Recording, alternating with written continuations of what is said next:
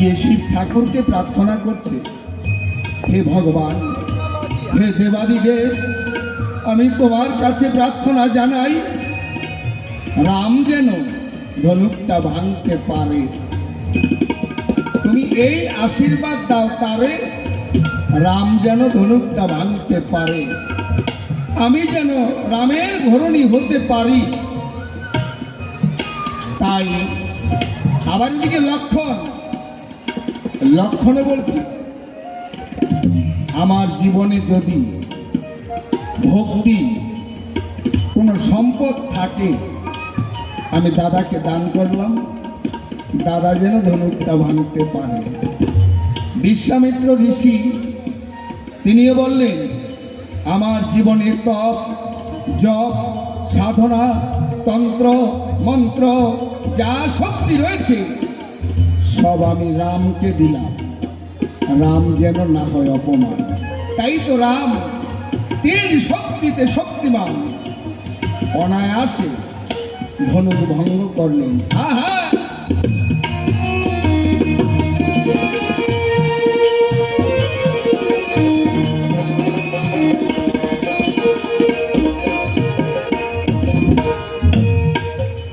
হরধনু ভঙ্গপন করেছিল জনকরা, কত শত রাজা ধীরা সভাতে পাইল লাভ।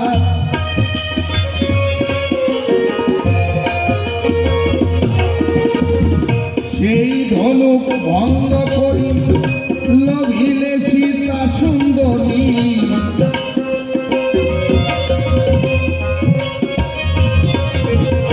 সেই ধনুক ভঙ্গ করি লভিলে সীতা সুন্দরী, উঠল জয়ধ্বনি বিশ্বভরি, উঠল জয়ধ্বনি বিশ্বভরি, রাম গুণধাম জয় প্রভু দাশরথী রাম, জয় প্রভু দাশরথী রাম।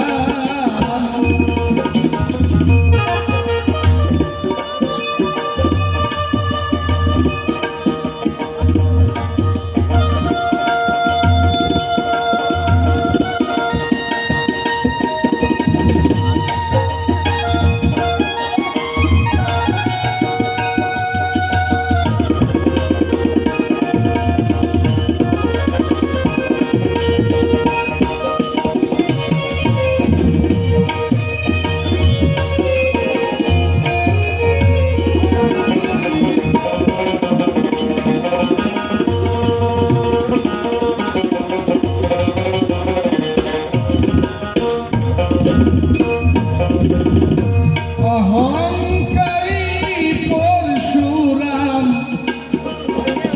অভিমানে পূর্ণ, তুমি দর্পহারি রাম করলে দর্প চূর্ণ।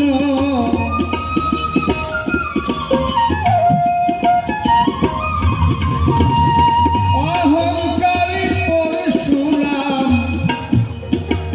অভিমানে পূর্ণ, তুমি দর্পহারি রাম করলে দর্প চূর্ণ। হে বিপদ ভঞ্জন ভক্তের মনোরঞ্জন,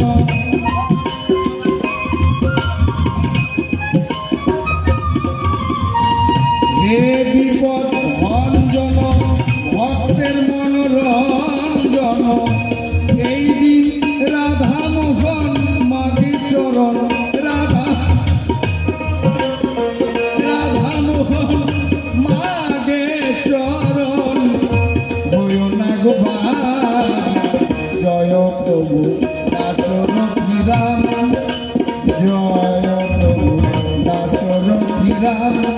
তুমি জানো কি বল্লভ,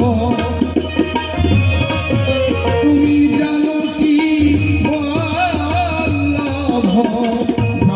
রাম জয় প্রভু দাশরথী রাম জয় প্রভু দাশরথী রাম জয় প্রভু জয় প্রভু জয় প্রভু দাশরথী রাম।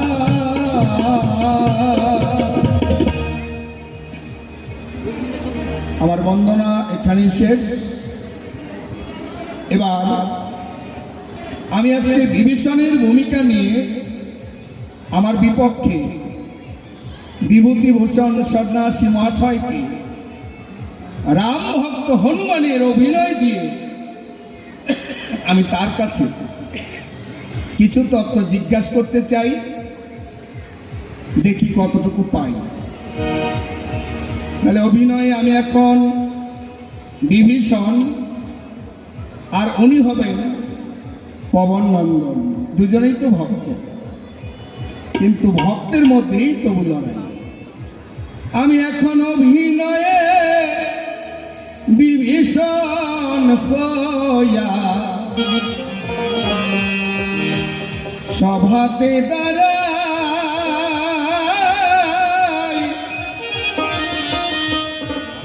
আবার ভক্তরাজ হনুমানের কাছে কিছু জানিবার চাই রে, সেই দয়াল বিনে দরদি নাই রে।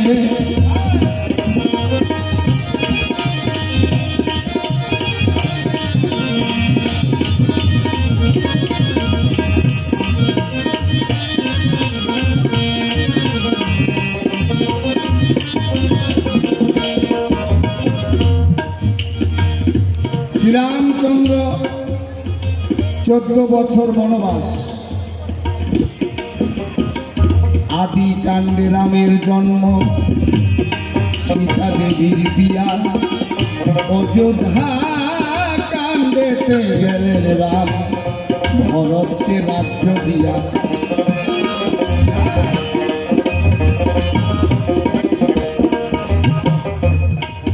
আবার কিষ্কিন্ধা কাণ্ডেতে রাম সুগ্রীবের মিলন, সুন্দর কাণ্ডেতে সাগর বন্ধন, লঙ্কা কাণ্ডে রামের সীতা হরিল দশানন, সব অংশেতে হলেন সংহার ওই দুষ্ট দশানন। উত্তরা কাণ্ডেতে সকল কাণ্ডের বিশেষ, দুঃখে সীতা দেবী পাতালে প্রবেশ।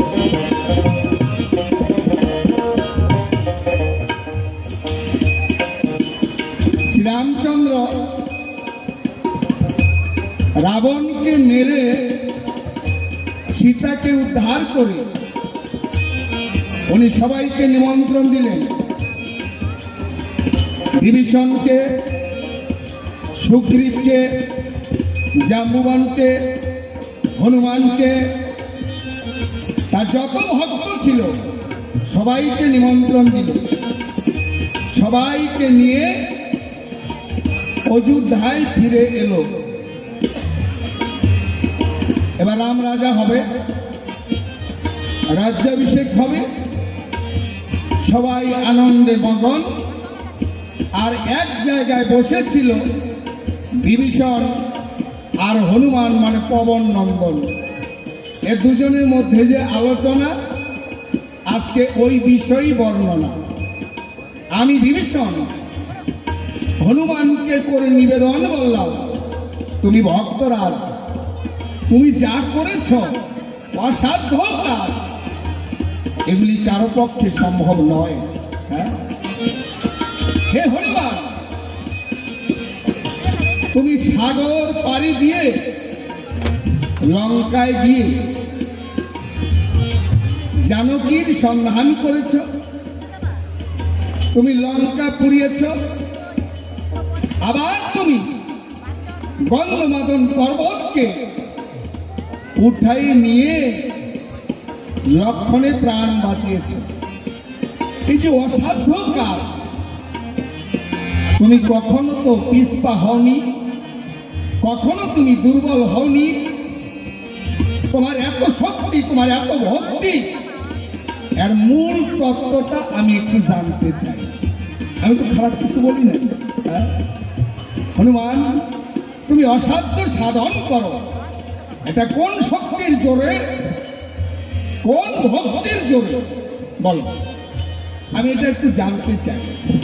তোমার মধ্যে কি শক্তি আছে, তোমার কি মহিমা আছে, তোমার কি গুণ আছে, তোমার কি তন্ত্র, তোমার কি মন্ত্র আছে? কোন শক্তির জোরে তুমি সাগর লঙ্ঘন করে লঙ্কায় গিয়েছিলে? কোন শক্তির বলে তুমি লঙ্কা পুড়িয়েছিলে? কোন শক্তির বলে তুমি গন্ধমাদন পর্বতকে হাতের তালুতে করে এনেছিলে?